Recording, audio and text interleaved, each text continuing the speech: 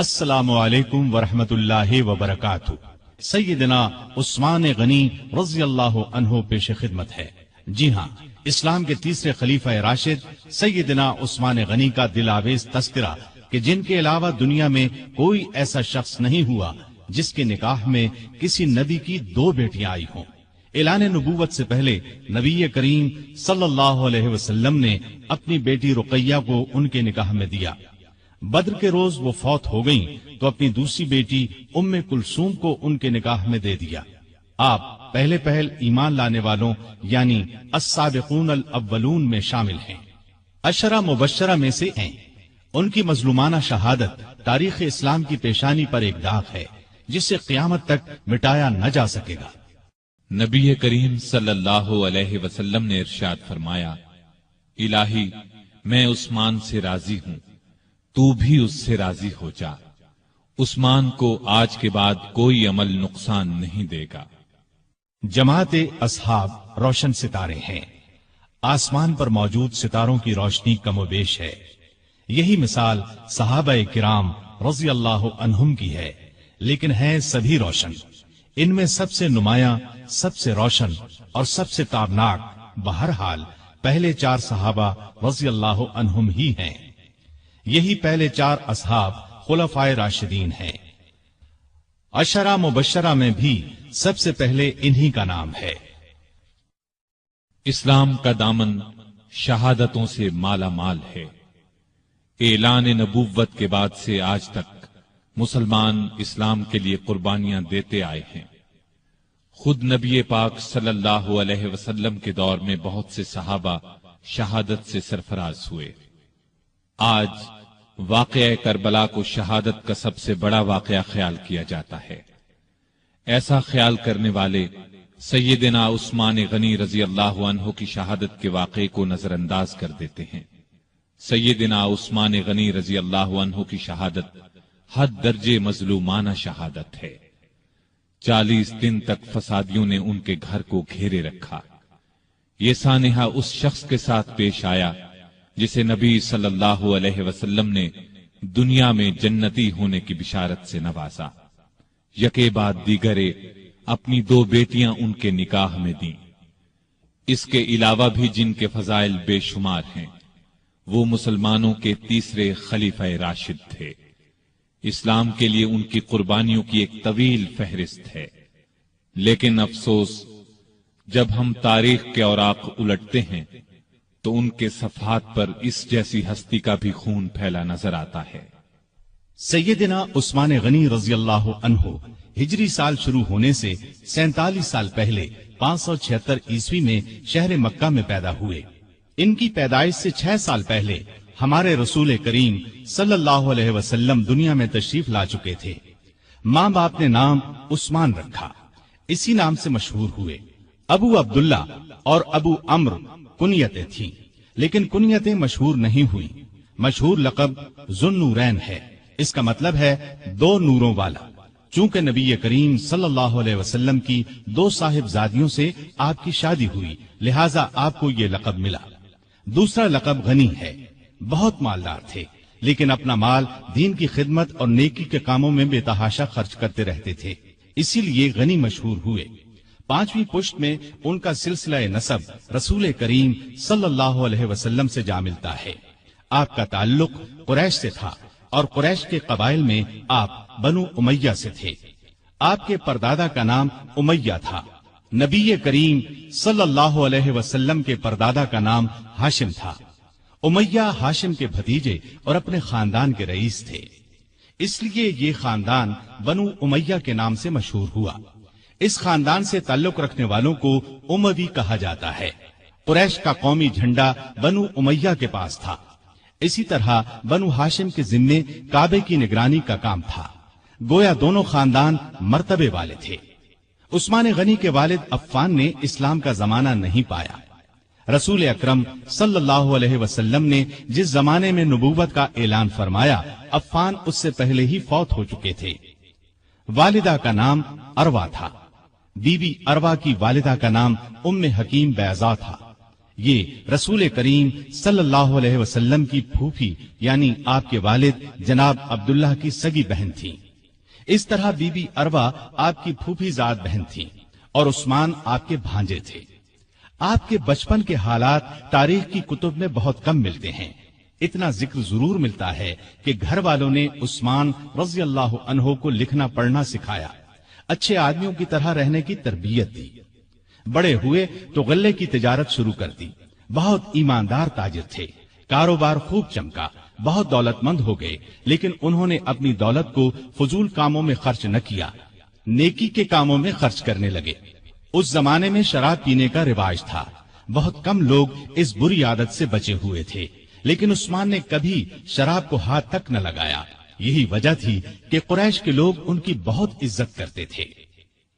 عثمان غنی رضی اللہ عنہ 34 سال کے تھے کہ رسول پاک صلی اللہ علیہ وسلم نے اپنے نبی ہونے کا اعلان فرمایا۔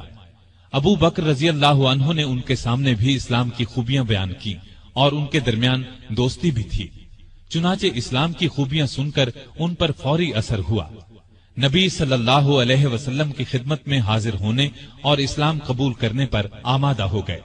ایسے میں آپ صلی اللہ علیہ وسلم خود وہاں تشریف لے آئے اور آتے ہی فرمایا، اے عثمان، اللہ کی جنت قبول کر، مجھے اللہ نے تیری اور تمام خلقت کی ہدایت کے لیے بھیجا ہے۔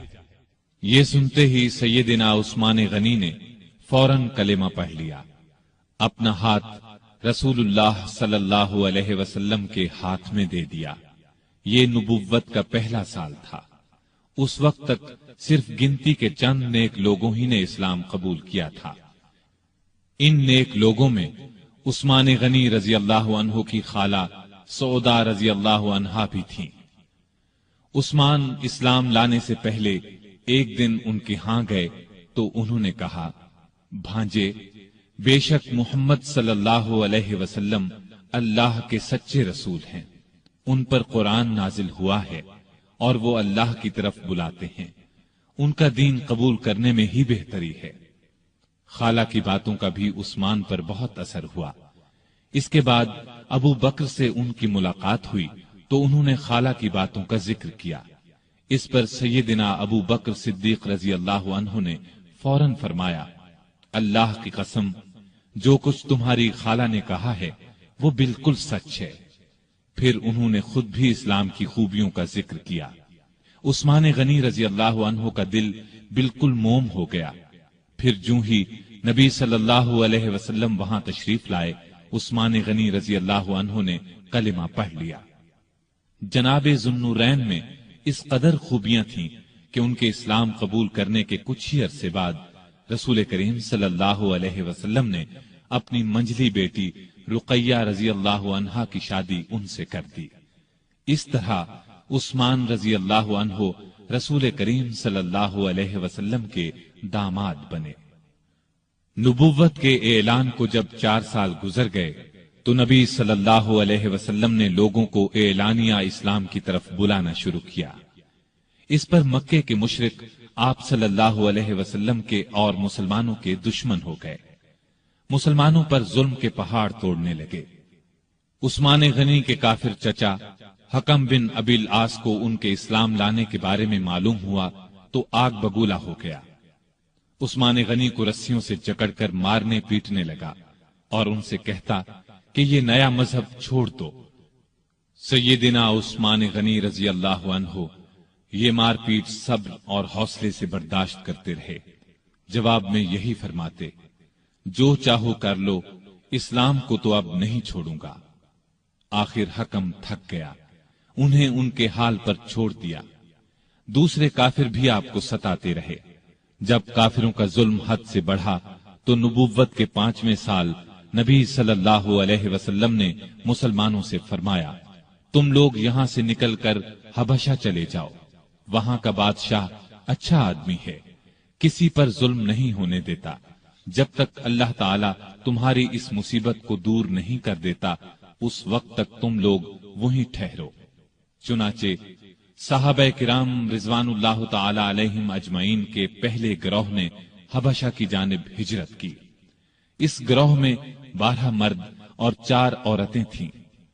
سیدنا عثمان غنی رضی اللہ عنہ ان کے امیر تھے اور ان کے ہمراہ ان کی زوجہ محترمہ رسول اللہ صلی اللہ علیہ وسلم کی صاحبزادی رقیہ رضی اللہ عنہا بھی تھیں۔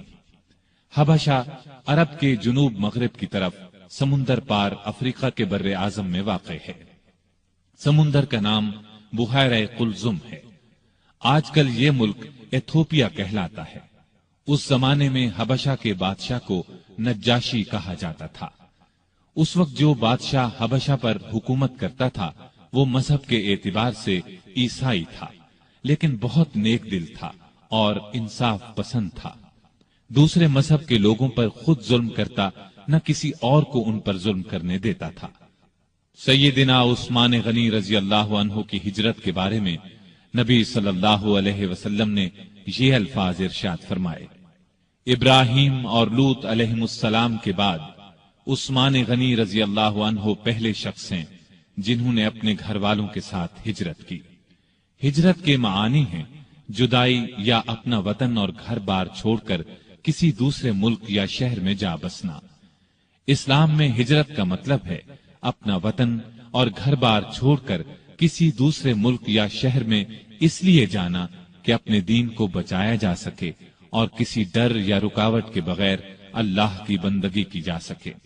دین کی خاطر اپنا پیارا وطن اور گھر بار چھوڑنا بہت بڑی قربانی ہے، اس کا بہت زیادہ ثواب ہے۔ ان مسلمانوں کو ابھی حبشہ گئے 3 ماہ ہی گزرے تھے کہ ان تک یہ خبر پہنچی کہ مکے کے سبھی کافر مسلمان ہو گئے ہیں۔ یہ خبر سن کر انہیں بہت خوشی ہوئی۔ سب مکے کی طرف واپس پلٹے۔ عثمان غنی اور ان کی زوجہ محترمہ رقیہ بھی ساتھ تھیں۔ مکے کے پاس پہنچنے پر انہیں معلوم ہوا کہ وہ خبر غلط تھی۔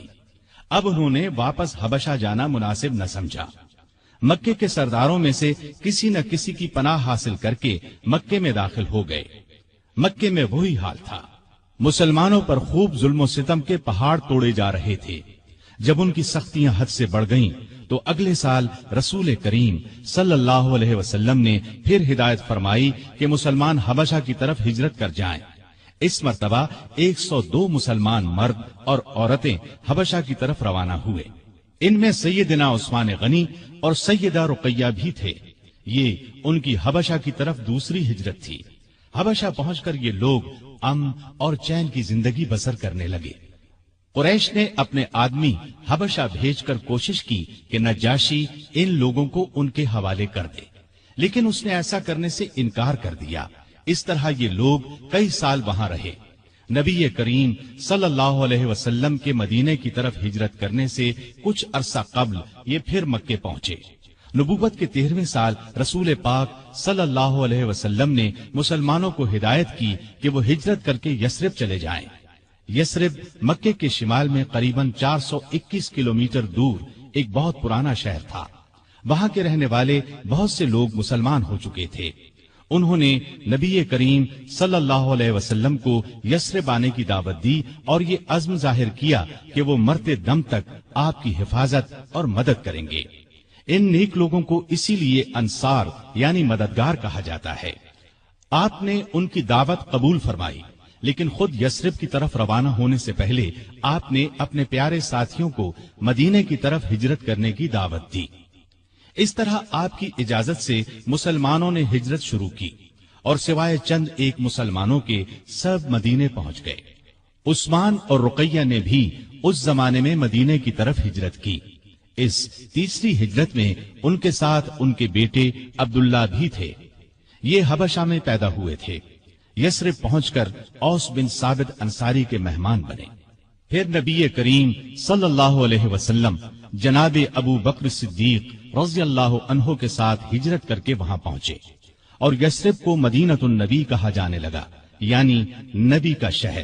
اس کے بعد صرف مدینہ نام رہ گیا۔ مدینے میں مسلمانوں کو پانی کی سخت تکلیف تھی۔ سارے شہر میں صاف اور میٹھے پانی کا صرف ایک کنواں تھا۔ اس کا نام بئر روما تھا۔ کنویں کا مالک ایک یہودی تھا۔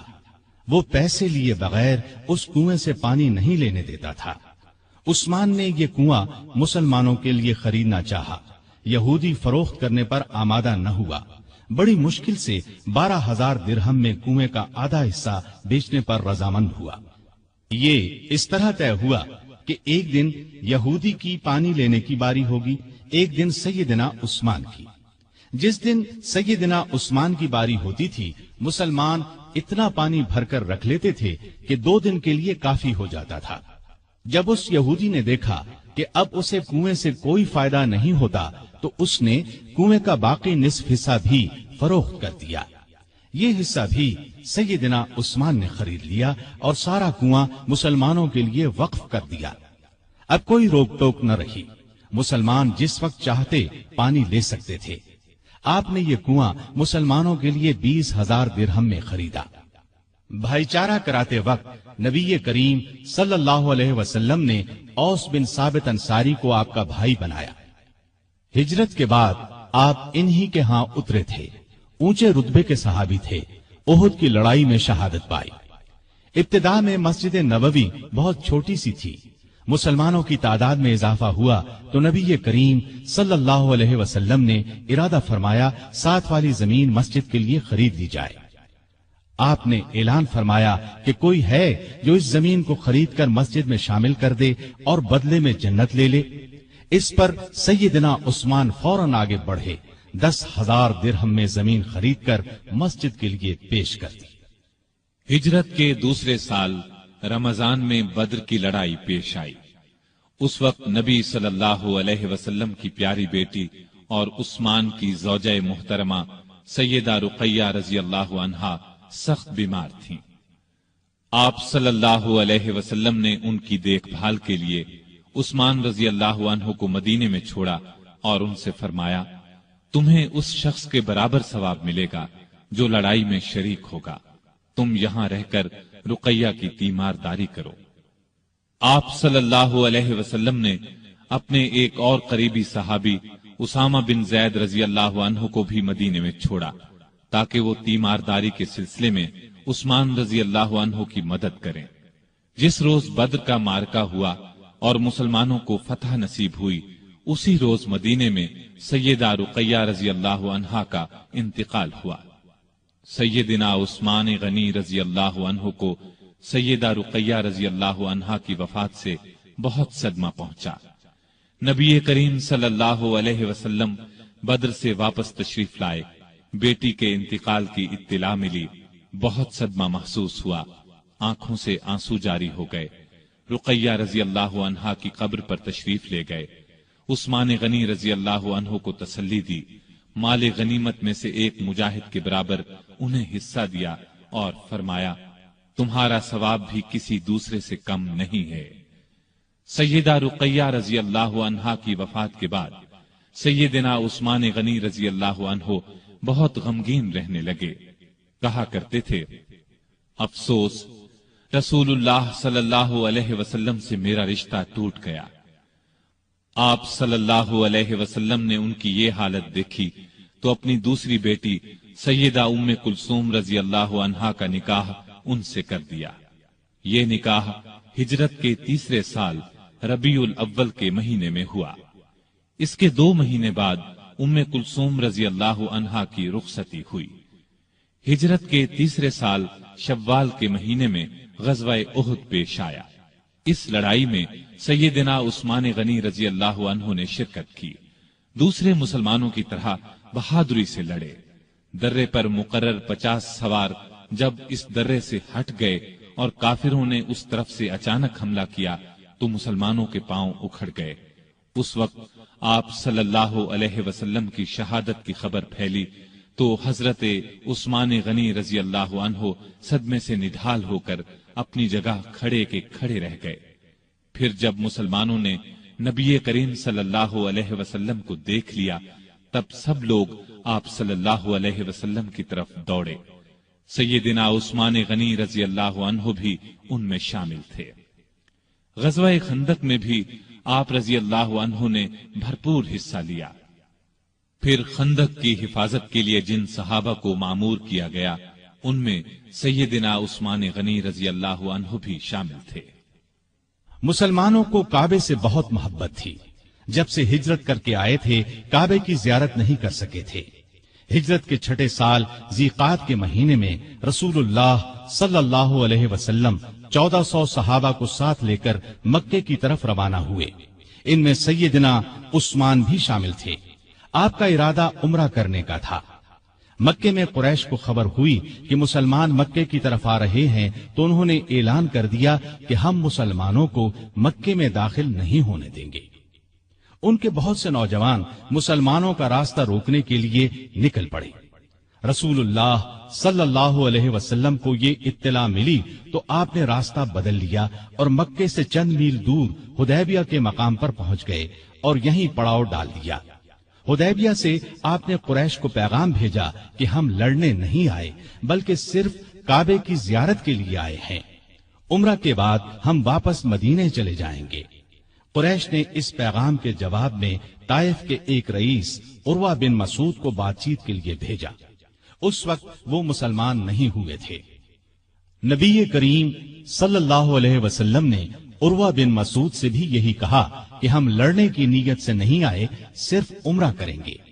عروہ بن مسعود نے واپس جا کر قریش سے کہا، بھائیو، میں دنیا کے بڑے بڑے بادشاہوں قیصر و کسریٰ اور نجاشی کے درباروں میں گیا ہوں، لیکن میں نے کسی بادشاہ کی اتنی عزت ہوتے نہیں دیکھی جتنی محمد صلی اللہ علیہ وسلم کے ساتھی ان کی کرتے ہیں۔ اللہ کی قسم، جب آپ تھوکتے ہیں تو آپ کے ساتھی اپنے ہاتھ آگے کر دیتے ہیں۔ تھوک ان میں سے کسی کی ہتھیلی پر پڑتا ہے، وہ اس کو اپنے چہرے اور بدن پر مل لیتا ہے۔ جب وہ کوئی حکم دیتے ہیں تو سب اس کی تعمیل کے لیے دوڑ پڑتے ہیں۔ جب آپ وضو کرتے ہیں تو اس وضو کے پانی کے حصول کے لیے یوں محسوس ہوتا ہے جیسے لڑ پڑیں گے۔ آپ کے ہاں جب کوئی بات کرتے ہیں تو بالکل آہستہ اور پست آواز میں۔ آپ کی عظمت کے پیش نظر آپ کی طرف نظر اٹھا کر نہیں دیکھتے۔ میرے خیال میں تو بہتر یہی ہے کہ تم مسلمانوں سے صلح کر لو۔ قریش نے ان کی بات نہ مانی۔ نبی کریم صلی اللہ علیہ وسلم نے پھر ان کے پاس ایک قاصد کو بھیجا۔ قریش نے ان کے ساتھ بدسلوکی کی۔ اب آپ نے عثمان غنی کو بھیجا اور قریش کو پیغام دیا کہ ہم جنگ کے لیے نہیں آئے بلکہ کعبے کی زیارت کے لیے قربانی کے جانور ساتھ لے کر آئے ہیں۔ طواف اور قربانی کر کے ہم واپس چلے جائیں گے۔ سیدنا عثمان سے ان کے قریبی تعلقات تھے۔ اس پر انہوں نے کہا، آپ عمرہ کر لیں، ہم دوسرے مسلمانوں کو مکے میں داخل نہیں ہونے دیں گے۔ سیدنا عثمان نے جواب دیا، میں رسول اللہ صلی اللہ علیہ وسلم اور دوسرے مسلمانوں کے بغیر عمرہ نہیں کروں گا۔ اس پر کافروں نے انہیں مکے میں روک لیا۔ ادھر یہ خبر پھیل گئی کہ عثمان رضی اللہ عنہ کو شہید کر دیا گیا ہے۔ سیدنا عثمان رضی اللہ عنہ کے واپس نہ آنے کی وجہ سے مسلمانوں کو بھی اس خبر پر یقین ہو گیا۔ انہیں شدید صدمہ ہوا، غصہ بھی بہت آیا۔ وہ سب کافروں سے بدلہ لینے کے لیے بے چین ہو گئے۔ حالت اس وقت یہ تھی کہ مسلمان صرف 1400 تھے، لڑائی کا سامان پاس نہیں تھا، ان کے پاس صرف تلواریں تھیں۔ دوسری طرف دشمن پوری تیاری کے ساتھ ان پر حملہ کر سکتا تھا۔ وہ ہزاروں تھے اور اپنے گھر میں تھے، لیکن نبی کریم صلی اللہ علیہ وسلم کا بھروسہ تو اپنے رب پر تھا۔ آپ نے ببول کے ایک درخت کے نیچے اپنے تمام صحابہ سے بیعت لی کہ عثمان کا بدلہ لینے کے لیے لڑیں گے، مرتے دم تک پیچھے نہیں ہٹیں گے۔ سیدنا عثمان کی طرف سے آپ نے خود اپنے ایک ہاتھ پر دوسرا ہاتھ رکھ کر بیعت کی۔ مطلب یہ کہ آپ نے اپنے دوسرے ہاتھ کو سیدنا عثمان کا ہاتھ قرار دیا اور فرمایا، اور یہ عثمان کا ہاتھ ہے۔ اس بیعت کو بیعت رضوان کہا جاتا ہے، اس لیے کہ اس میں شریک ہونے والوں سے اللہ تعالیٰ نے اپنے راضی ہونے کا اعلان فرمایا۔ یہ اعلان قرآن کریم کی سورہ فتح میں ہے۔ اللہ تعالیٰ نے فرمایا، لقد رضي الله عن المؤمنين إذ يبايعونك تحت الشجرة۔ اللہ مومنوں سے خوش ہو گیا جب وہ درخت کے نیچے تم سے بیعت کر رہے تھے۔ گویا جن لوگوں نے اس وقت یہ بیعت کی، اللہ ان سے خوش ہو گیا۔ اس سے بڑی خوش بختی اور کیا ہو سکتی ہے کہ اللہ خوش ہو جائے۔ اس لیے سیدنا عثمان غنی رضی اللہ عنہ کی شہادت کی خبر کے باوجود رسول اللہ صلی اللہ علیہ وسلم نے اپنے ایک ہاتھ کو سیدنا عثمان غنی رضی اللہ عنہ کا ہاتھ قرار دے کر اس بیعت میں انہیں بھی شامل کر لیا تھا، تاکہ شہادت کے بہت بڑے مرتبے کے ساتھ ساتھ وہ ان لوگوں میں بھی شامل ہو جائیں جن سے اللہ راضی ہو گیا۔ بیعت کے بعد مسلمان لڑائی کی تیاری کر رہے تھے کہ عثمان غنی رضی اللہ عنہ وہاں پہنچ گئے۔ انہیں زندہ سلامت دیکھ کر مسلمان بہت خوش ہوئے۔ ادھر مسلمانوں کے جوش اور جذبے کی کیفیت دیکھ کر کافر مسلمانوں سے صلح پر آمادہ ہو گئے۔ انہوں نے چند شرائط پر مسلمانوں سے صلح کر لی۔ ایک معاہدہ لکھا گیا، اس میں یہ تمام شرائط درج کی گئیں۔ اس معاہدے کا نام صلح حدیبیہ مشہور ہوا اور یہ بیعت رضوان کے نام سے مشہور ہوئی۔ معاہدے کی ایک شرط یہ بھی تھی کہ اس سال مسلمان عمرہ کیے بغیر چلے جائیں۔ اگلے سال ذی-قعدہ کے مہینے میں قریش 3 دن کے لیے مکے سے نکل جائیں گے، مسلمان ان دنوں میں عمرہ کر لیں۔ چنانچہ آپ صلی اللہ علیہ وسلم تمام صحابہ کے ساتھ واپس چلے گئے۔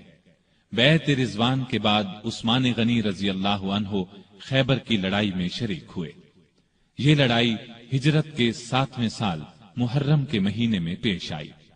فتح کے بعد رسول اللہ صلی اللہ علیہ وسلم نے سیدنا عثمان غنی رضی اللہ عنہ کو خیبر میں زمین کا ایک حصہ عنایت فرمایا۔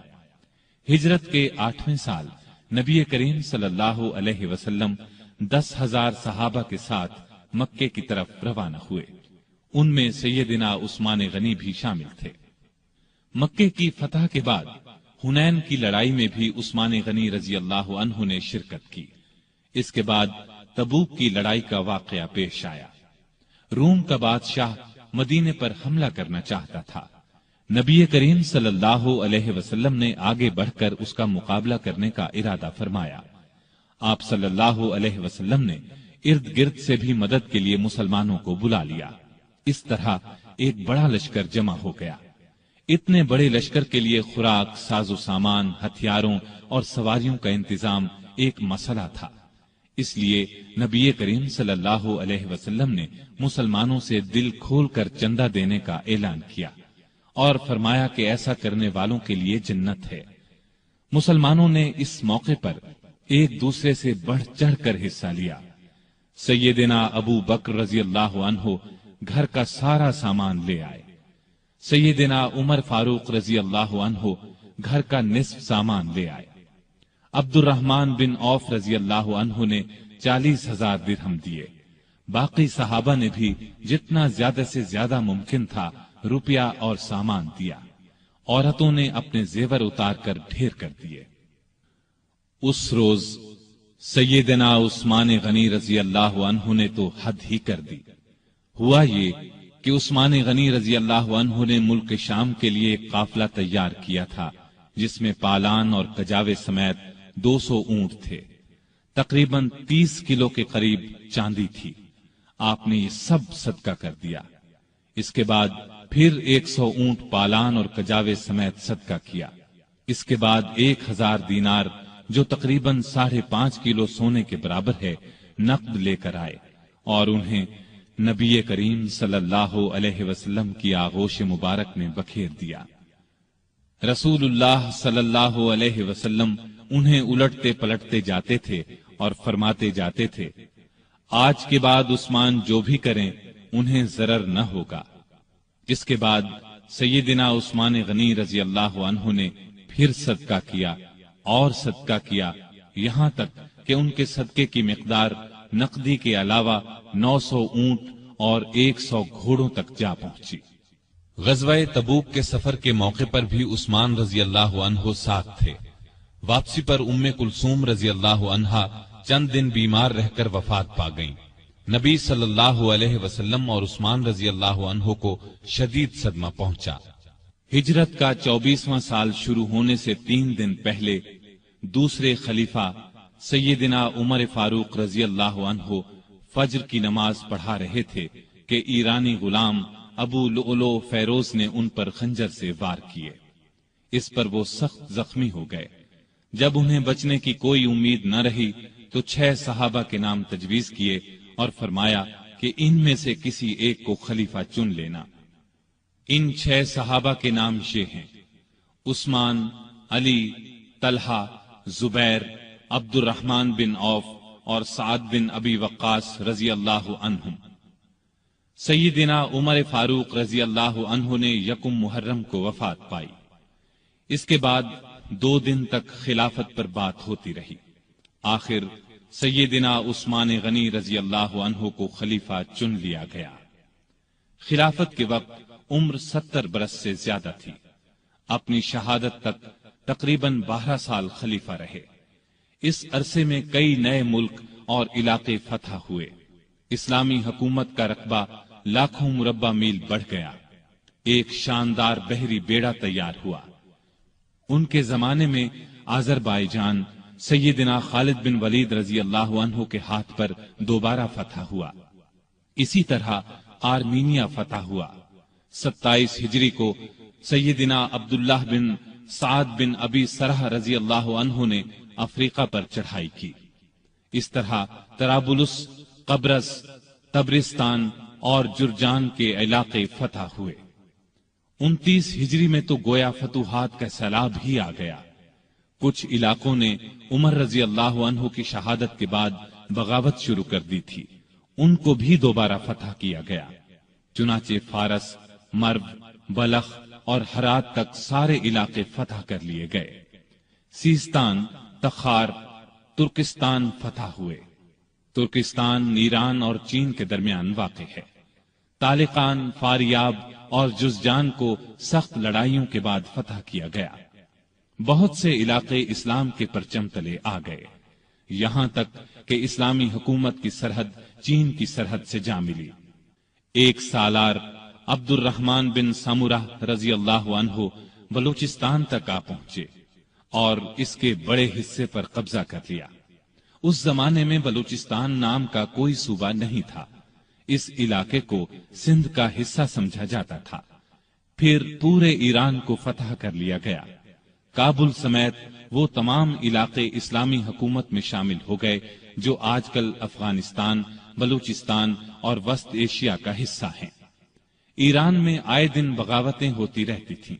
اس کی وجہ یہ تھی کہ ایران کا آخری آتش پرست حکمران یزدگرد ابھی زندہ تھا۔ سیدنا عمر فاروق رضی اللہ عنہ کے زمانے میں وہ بھاگ کر ترکستان چلا گیا تھا۔ سیدنا عثمان غنی رضی اللہ عنہ کے دور میں وہ خراسان اور پھر سیستان پہنچا۔ مسلمانوں کے خلاف بغاوت کی، لیکن اسلامی لشکر نے دونوں جگہ اس کی بغاوت کو کچل دیا۔ خود یزدگرد ایک پنچکی والے دیہاتی کے ہاتھوں مارا گیا۔ یہ واقعہ عثمان غنی رضی اللہ عنہ کی خلافت کے 8ویں سال پیش آیا۔ اس کے بعد ایران میں بغاوتوں کا سلسلہ رک گیا۔ اس کے بعد روم کے بادشاہ کانسٹینس نے شام اور مصر پر حملے کا ارادہ کیا۔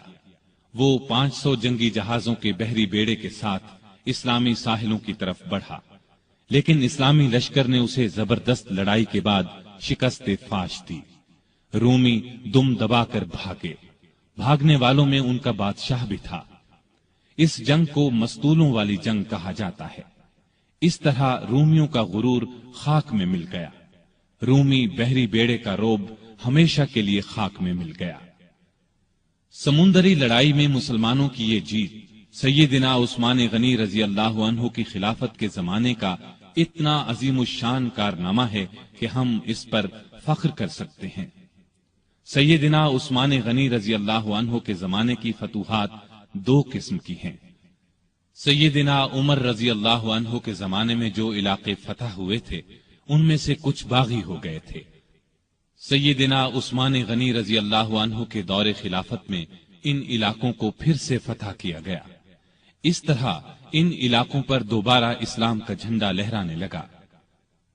ان میں آذربائیجان، آرمینیا، ہمدان، رے، خراسان اور اسکندریہ وغیرہ کی بغاوتوں کا کچلا جانا شامل ہے۔ دوسری قسم کی فتوحات وہ ہیں جو مسلمانوں نے نئے علاقے فتح کیے۔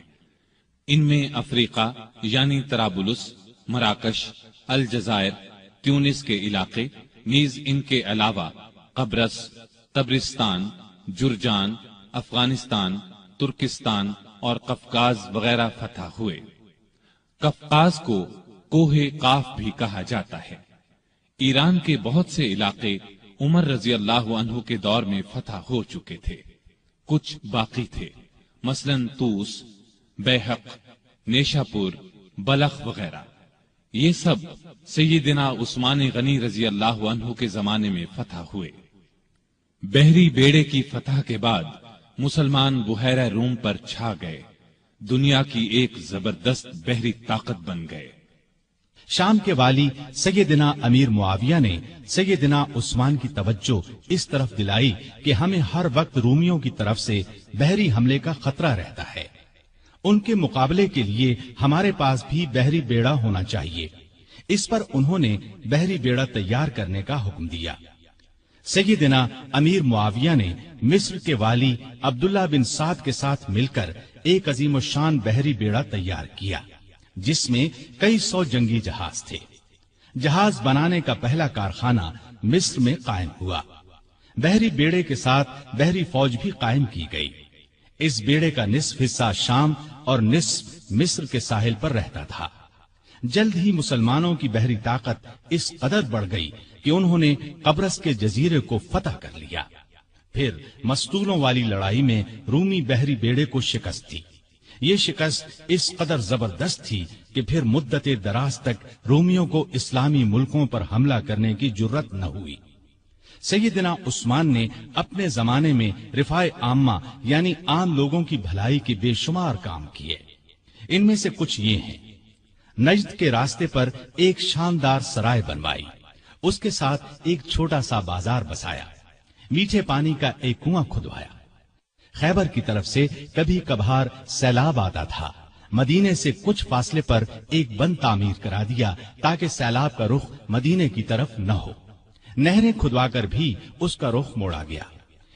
اس بند کو بند محظور کہا جاتا ہے۔ کوفے میں مسلمانوں کے لیے ایک عظیم الشان مہمان خانہ بنوایا۔ پورے ملک میں اونٹوں اور گھوڑوں کی پرورش کا بہت اچھا انتظام کیا۔ ان کے لیے جگہ جگہ چراگاہیں بنوائی، ان کے قریب چشمے بنوائے۔ بعض چراگاہیں اتنی بڑی تھیں کہ ان میں کئی کئی ہزار اونٹ اور گھوڑے پرورش پاتے تھے۔ ان چراگاہوں کی نگرانی کرنے والوں کے لیے ان کے ساتھ مکان بنوائے۔ مدینے کی طرف آنے والے تمام راستوں کو اچھے طریقے سے بنوایا تاکہ مسافروں کو کوئی تکلیف نہ ہو۔ ان پر جگہ جگہ چوکیاں اور سرائیں بنوائیں، چشموں کے پانی کا انتظام کیا، سڑکیں بنوائیں، ندی نالوں اور دریاؤں پر پل بنوائے، مختلف شہروں میں مساجد تعمیر کروائیں۔ آپ کے زمانے میں مدینے میں ایک بڑا بیت المال تھا۔ اس کے علاوہ ہر صوبے میں ایک بیت المال ہوتا تھا۔ یہ گویا سرکاری خزانے تھے۔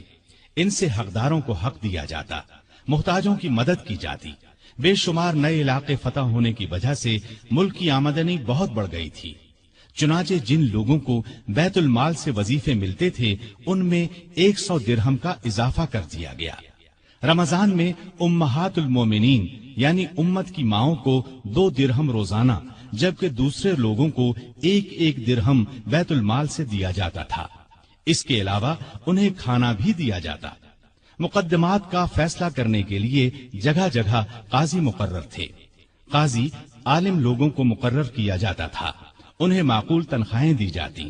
قاضی حاکم کے ماتحت نہیں ہوتے تھے۔ اس طرح وہ ہر مقدمے کا فیصلہ قرآن اور حدیث کے مطابق کرتے تھے۔ ان پر کسی کا کوئی دباؤ نہیں ہوتا تھا۔ بڑے بڑے شہروں میں مفتی بھی تھے۔ قاضی حضرات کو کسی مسئلے میں کوئی مشکل پیش آتی تو وہ مفتیوں سے فتویٰ طلب کرتے، ان کے فتووں کے مطابق فیصلہ کرتے۔ حکومت کے کاموں میں سیدنا عثمان بڑے بڑے بزرگ صحابہ سے مشورے لیتے تھے۔ آپ ساری زندگی اپنے مال سے دین کی خدمت کرتے رہے۔ ایک خدمت یہ تھی کہ تمام مسلمانوں کو قرآن پاک کی ایک قرات پر جمع کر دیا، حرم شریف میں توسیع کروائی، ارد گرد کے مکانات خرید کر یہ کام کروایا۔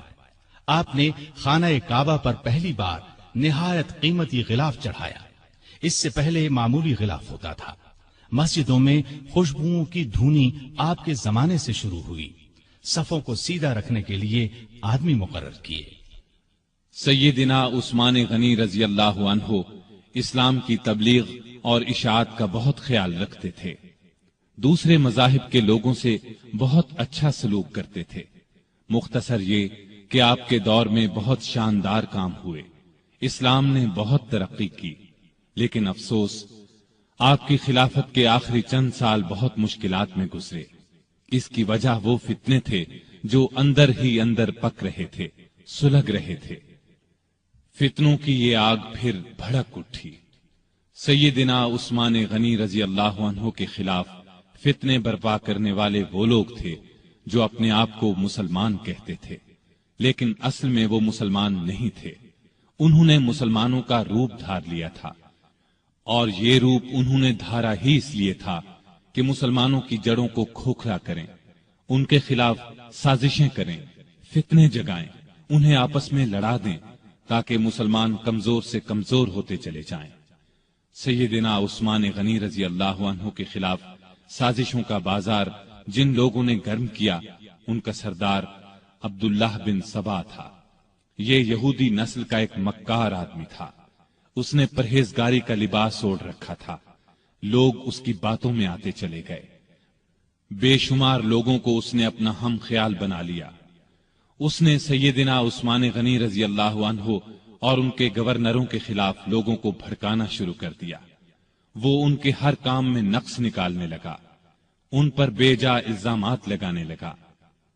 بہت سے کمزور ایمان والے لوگ اس کے گرد جمع ہو گئے، ان میں ایسے لوگ بھی تھے جو نئے نئے مسلمان ہوئے تھے، ان میں ابھی پختگی نہیں آئی تھی۔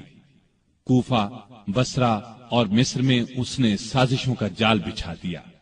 یہ جال اس قدر مہارت سے بچھایا گیا کہ بعض نیک دل لوگ بھی شک میں پڑ گئے کہ کہیں واقعی تو ایسا نہیں ہے۔ ایسے لوگوں میں بھی بے چینی پھیل گئی، پھر بے چینی کی یہ لہر مدینے کے لوگوں تک جا پہنچی۔ عبداللہ بن سبا اور اس کے حامیوں نے فتنے اور سازش کی یہ آگ الزامات کے ذریعے لگائی۔ اس نے الزام لگایا کہ عثمان غنی رضی اللہ عنہ نے اپنے رشتہ داروں کو خوش کرنے کے لیے انہیں بڑے بڑے عہدوں پر مقرر کر رکھا ہے۔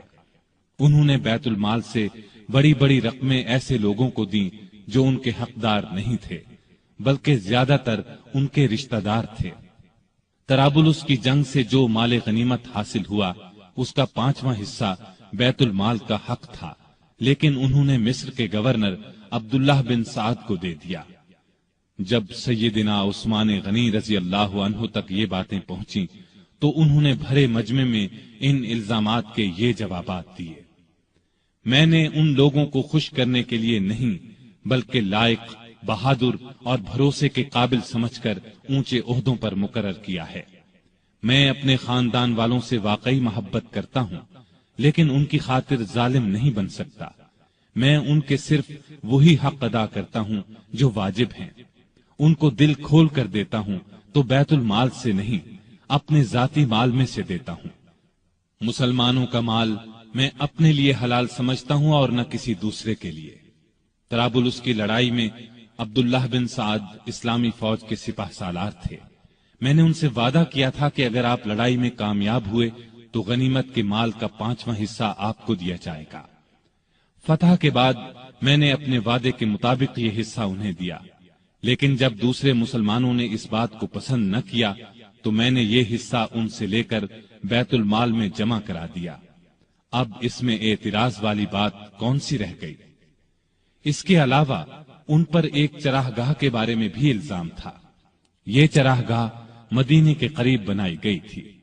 سیدنا عثمان غنی رضی اللہ عنہ نے اس کو حکومت کی ملکیت قرار دیا، عام لوگوں کو اس سے فائدہ اٹھانے سے روک دیا۔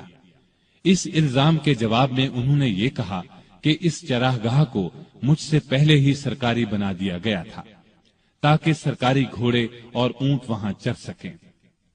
میں نے اس میں عام لوگوں کو مویشی چرانے سے نہیں روکا۔ میرے پاس تو صرف 2 اونٹ ہیں جو میں نے حج کے لیے رکھ چھوڑے ہیں۔ خلافت سے پہلے میں سب سے زیادہ اونٹوں اور بکریوں کا مالک تھا۔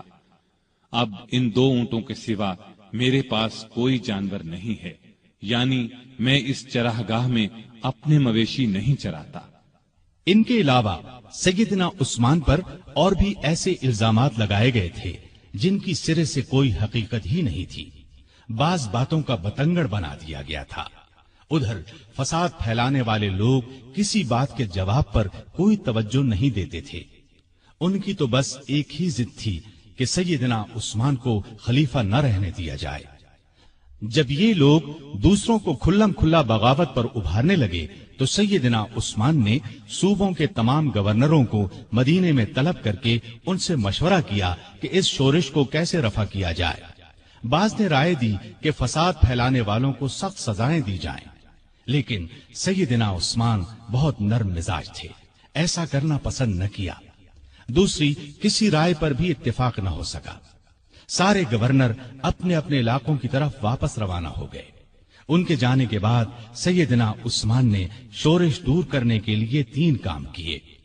ایک یہ کہ کوفے کا گورنر سعید بن عاص کی جگہ بزرگ صحابی ابو موسیٰ اشعری کو مقرر فرمایا، کیونکہ کوفے کے باغی سعید بن عاص کے دشمن بن چکے تھے اور انہوں نے یہ مطالبہ کیا تھا کہ ابو موسیٰ اشعری کو کوفے کا گورنر بنایا جائے۔ دوسرا یہ کہ چند صحابہ کو تمام صوبوں میں یہ تحقیق کرنے کے لیے بھیجا کہ لوگوں کی جائز شکایات کیا ہیں اور ان کو کیسے دور کیا جا سکتا ہے۔ تیسرا یہ کہ ملک بھر میں اعلان کرا دیا کہ جس کسی کو مجھ سے یا میرے کسی حاکم سے کوئی شکایت ہو وہ حج کے موقع پر پیش کرے، میں یہ شکایت دور کر دوں گا اور ظالم سے مظلوم کا حق دلاؤں گا۔ جس وقت سیدنا عثمان حالات کو سدھارنے کی یہ کوششیں فرما رہے تھے، عین اس وقت دوسری طرف مصر، کوفہ اور بصرہ کے سازشی لوگوں نے آپس میں خطوط لکھ کر خفیہ طریقے سے طے کیا کہ اچانک مدینے پہنچ کر سیدنا عثمان سے تلوار کے زور پر اپنے مطالبات منوائے جائیں۔ آخر یہ لوگ جن کی تعداد ہزاروں میں تھی ایک ہی وقت مدینے پہنچے۔ شہر سے 2-3 میل دور پڑاؤ ڈالا۔ پہلے ان لوگوں نے مدینے کے سب سے بزرگ صحابہ علی، طلحہ، زبیر اور سعد بن ابی وقاص رضی اللہ عنہم کو اپنے ساتھ ملانے کی کوشش کی، لیکن چاروں نے ان کا ساتھ دینے سے انکار کر دیا۔ اس کے بعد سیدنا علی جناب عثمان کی طرف سے باغیوں کے پاس گئے اور ان کے ایک ایک الزام کا جواب دے کر انہیں واپس جانے کی ترغیب دی، ساتھ ہی انہیں یقین دلایا کہ سیدنا عثمان تمہارے جائز مطالبات ماننے کے لیے تیار ہیں۔ اس پر سارے باغی واپس جانے پر رضامند ہو گئے اور اپنے اپنے علاقے کی طرف روانہ ہو گئے۔ اس واقعے کو چند ہی روز گزرے تھے کہ ایک دن مدینے کی گلیاں گھوڑوں کی ٹاپوں اور انتقام کی آوازوں سے گونج اٹھی۔ لوگ گھبرا کر باہر نکلے۔ انہوں نے دیکھا کہ مصری باغیوں کی جماعت پھر واپس آ گئی ہے۔ سیدنا علی آگے بڑھے اور ان سے واپس آنے کا سبب پوچھا تو انہوں نے جواب دیا کہ ہم واپس جا رہے تھے، راستے میں ایک شخص کو دیکھا جو مدینے کی طرف سے آ رہا تھا اور بڑی تیزی سے مصر کی طرف جا رہا تھا۔ ہمیں اس کی چال ڈھال سے شبہ گزرا، روک کر اس کی تلاشی لی تو اس کے پاس سے ایک خط ملا۔ وہ خط مصر کے گورنر کے نام تھا۔ خط امیر المومنین عثمان کی طرف سے تھا۔ اس میں انہوں نے لکھا تھا کہ جو لوگ مدینے سے مصر واپس آ رہے ہیں ان سب کو قتل کر دیا جائے۔ خط پر سیدنا عثمان کی مہر بھی لگی تھی۔ اس خط کو دیکھ کر ہم نے سمجھ لیا کہ ہمارے ساتھ دھوکہ کیا جا رہا ہے۔ اب ہم اس دھوکے کا انتقام لینے کے لیے واپس آئے ہیں۔ جب یہ معاملہ سیدنا عثمان غنی رضی اللہ عنہ کے سامنے رکھا گیا تو وہ بہت حیران ہوئے اور قسم کھا کر کہا، نہ میں نے یہ خط لکھا نہ کسی سے لکھوایا۔ اس پر لوگوں نے خیال ظاہر کیا کہ یہ خط سیدنا عثمان کے مشیر مروان بن حکم نے ان کی اجازت کے بغیر لکھا ہے۔ ادھر باغی تو فساد پر تلے ہوئے تھے۔ انہوں نے کہا، خط چاہے کسی نے لکھا ہو، اس کے ذمہ دار خلیفہ ہی ہیں، اس لیے وہ خلافت سے الگ ہو جائیں۔ اسی دوران میں کوفہ اور بصرہ کے لوگ بھی واپس آ گئے۔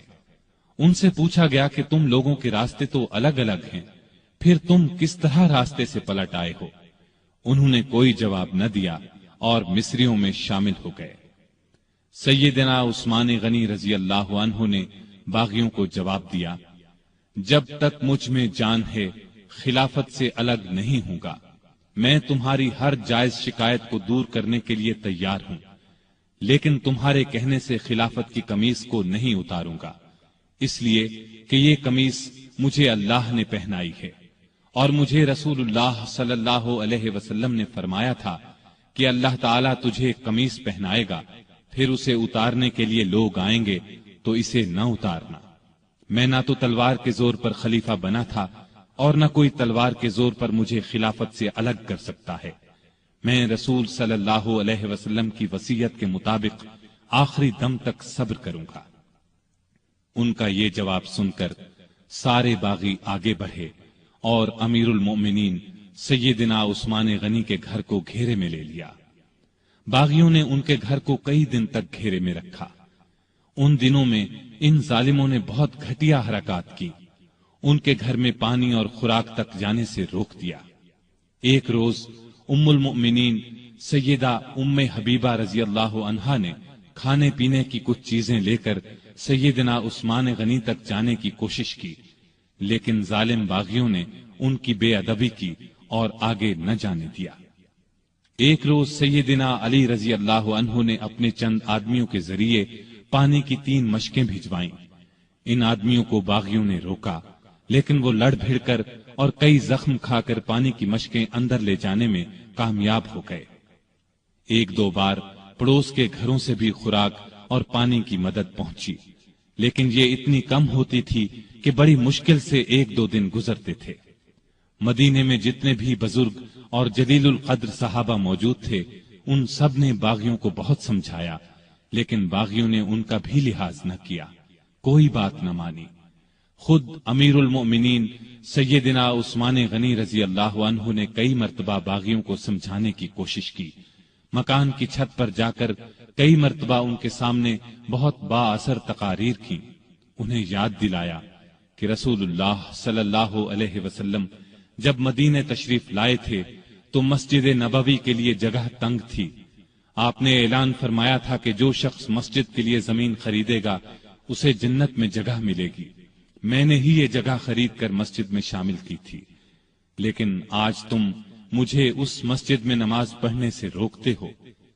ہجرت کے بعد سارے مدینے میں بس ایک ہی کنواں تھا۔ رسول اللہ صلی اللہ علیہ وسلم نے اعلان فرمایا تھا کہ جو شخص اس کنویں کو خرید کر مسلمانوں کے لیے پانی عام کرے گا اس کے لیے جنت ہے۔ کیا تمہیں علم نہیں ہے کہ میں نے ہی یہ کنواں خرید کر مسلمانوں کے حوالے کیا تھا، لیکن آج تم نے مجھ پر اس کا پانی بند کر دیا ہے۔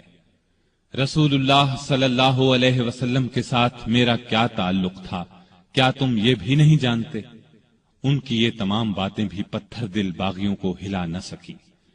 ان ظالموں نے امیر المؤمنین کے مکان کو آنے والے تمام راستوں پر پہرے بٹھا دیے تاکہ مدینے کے لوگ ان کی مدد کو نہ پہنچ سکیں۔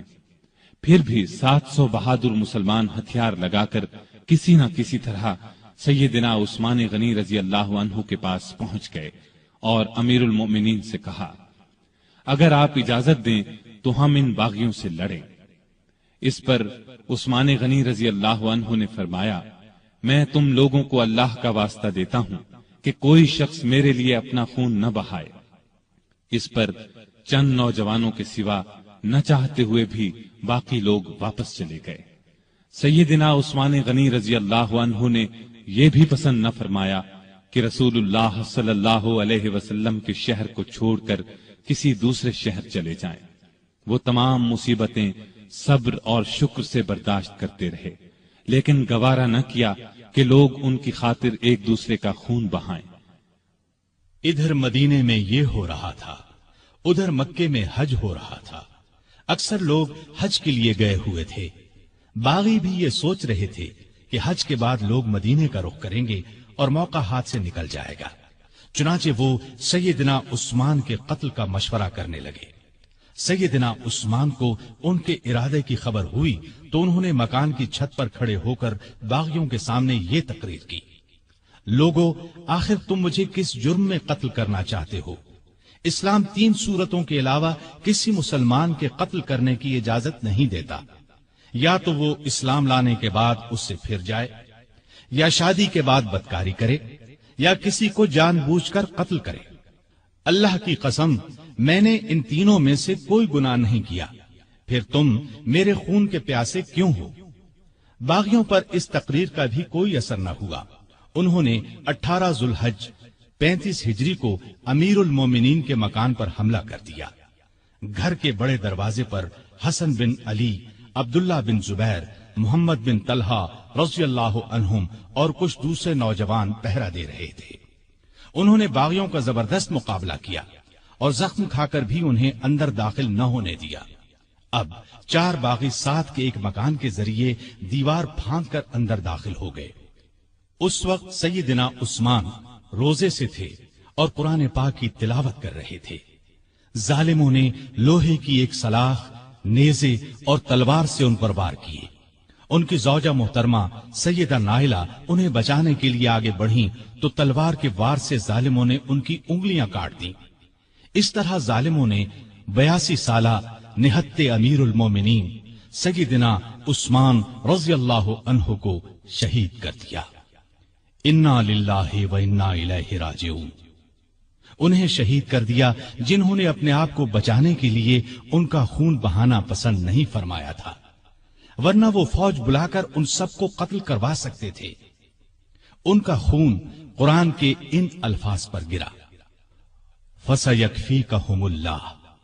وہ جمعے کے دن کا تیسرا پہر تھا۔ ان کی شہادت کی خبر سن کر لوگ سناٹے میں آ گئے۔ ان کے گمان میں بھی نہیں تھا کہ بات یہاں تک پہنچ جائے گی۔ جنازہ رات کے وقت لے جایا گیا، ڈر تھا کہ باغی ناش کی بے حرمتی نہ کریں۔ اس مظلوم شہید کو بقیع الغرقد المعروف جنت البقیع میں دفن کیا گیا۔ آپ بہت خوبصورت تھے، ہمیشہ صاف ستھرا لباس پہنتے تھے، لیکن ایسا لباس نہیں پہنتے تھے جس سے غرور پیدا ہو۔ گھر کے افراد کو بھی ایسا لباس نہیں پہننے دیتے تھے۔ غذا عام طور پر سادہ اور نرم کھاتے تھے۔ اپنی روزی کپڑے اور غلے وغیرہ کی تجارت سے کماتے تھے۔ بہت دیانتدار اور کامیاب تاجر تھے۔ اپنی دولت اللہ کے راستے میں لٹاتے رہتے تھے۔ بہت زیادہ صفائی پسند تھے۔ جس دن سے مسلمان ہوئے تھے ہر روز غسل فرماتے تھے۔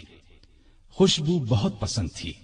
فرض نمازوں اور روزوں کی سختی سے پابندی کے علاوہ نفلی عبادت بھی بہت کرتے تھے۔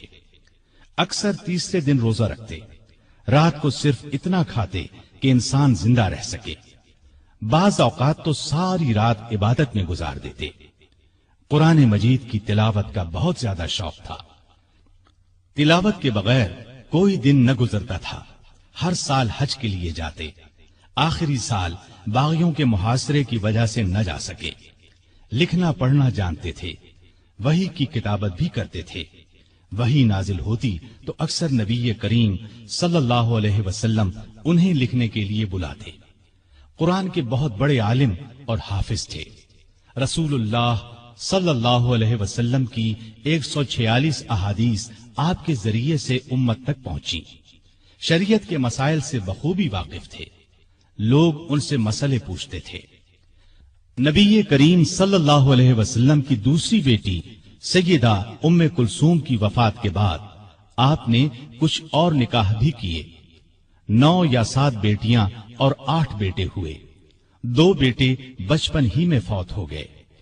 ان کے ایک بیٹے ابان نے شہرت پائی، بنو امیہ کی حکومت میں اونچے عہدوں پر کام کیا۔ حیا سیدنا عثمان میں بہت زیادہ تھی، حتیٰ کہ فرشتے بھی ان سے حیا کرتے تھے۔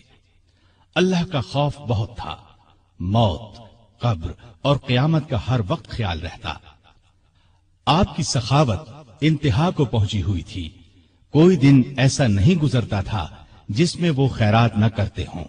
وہ اللہ تعالی کے اس ارشاد کی مکمل تصویر تھے۔ جو لوگ ضرورت مندوں کے لیے دل کو تنگ کیے بغیر اپنا مال خرچ کرتے ہیں وہی کامیاب ہیں۔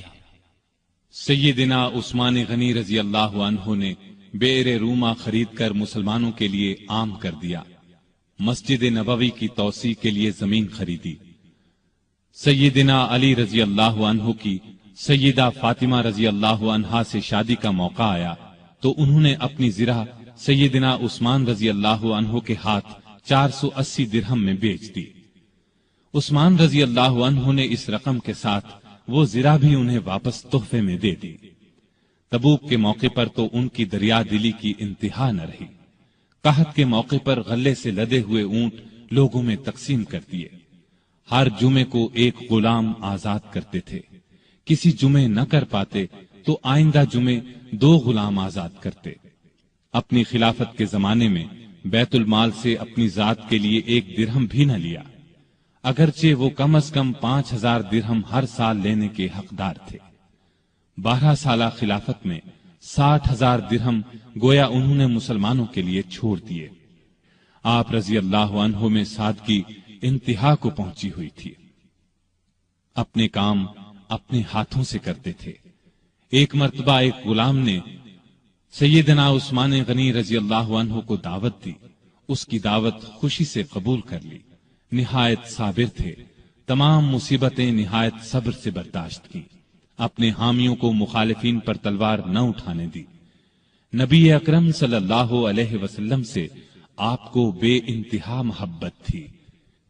ایک مرتبہ نبی کریم صلی اللہ علیہ وسلم کے گھر میں 4 دن کا فاقہ تھا۔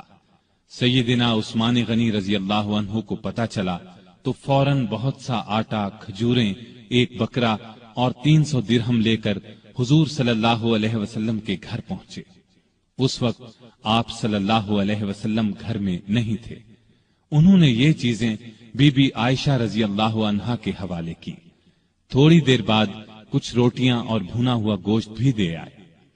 نبی صلی اللہ علیہ وسلم گھر تشریف لائے تو سیدہ عائشہ صدیقہ رضی اللہ عنہا نے آپ صلی اللہ علیہ وسلم کو بتایا کہ عثمان یہ سامان دے گئے ہیں۔ آپ صلی اللہ علیہ وسلم یہ سن کر گھر نہیں ٹھہرے، فوراً مسجد میں تشریف لے گئے اور ہاتھ اٹھا کر دعا مانگی، اے اللہ، میں عثمان سے راضی ہو گیا ہوں، تو بھی عثمان سے راضی ہو جا۔ یہ الفاظ نبی کریم صلی اللہ علیہ وسلم نے 3 بار دہرائے۔ جس ہاتھ سے سیدنا عثمان غنی رضی اللہ عنہ نے نبی کریم صلی اللہ علیہ وسلم سے بیعت کی تھی، اس ہاتھ سے ساری زندگی گندی چیز کو نہیں چھوا۔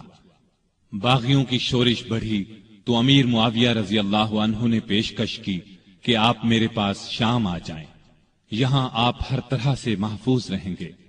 اس پر فرمایا، چاہے میری گردن کٹ جائے، میں رسول اللہ صلی اللہ علیہ وسلم کے شہر کو نہیں چھوڑ سکتا۔ نبی کریم صلی اللہ علیہ وسلم کو بھی آپ سے اتنی ہی محبت تھی، اس لیے اپنی 2 بیٹیاں آپ کے نکاح میں دیں۔ سیدنا عثمان غنی رضی اللہ عنہ ان 10 صحابہ میں سے ایک ہیں جنہیں جنت کی خوشخبری نبی کریم صلی اللہ علیہ وسلم نے اس دنیا ہی میں دے دی تھی۔ رسول اللہ صلی اللہ علیہ وسلم کا یہ بھی فرمان ہے، عثمان رضی اللہ عنہ جنت میں میرے ساتھی ہیں۔ سیدنا عثمان غنی رضی اللہ عنہ کے چند قول یہ ہیں، اس نے اللہ کا حق نہیں جانا جس نے لوگوں کا حق نہیں جانا۔ حقیر سے حقیر پیشہ اختیار کرنا ہاتھ پھیلانے سے بہتر ہے۔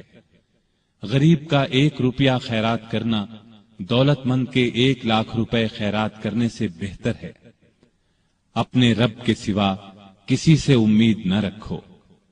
گناہ کسی نہ کسی صورت دل کو بے قرار رکھتا ہے۔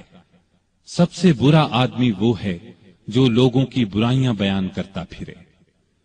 اللہ تعالی سیدنا عثمان غنی رضی اللہ عنہ پر رحمتیں نازل فرمائے، آمین۔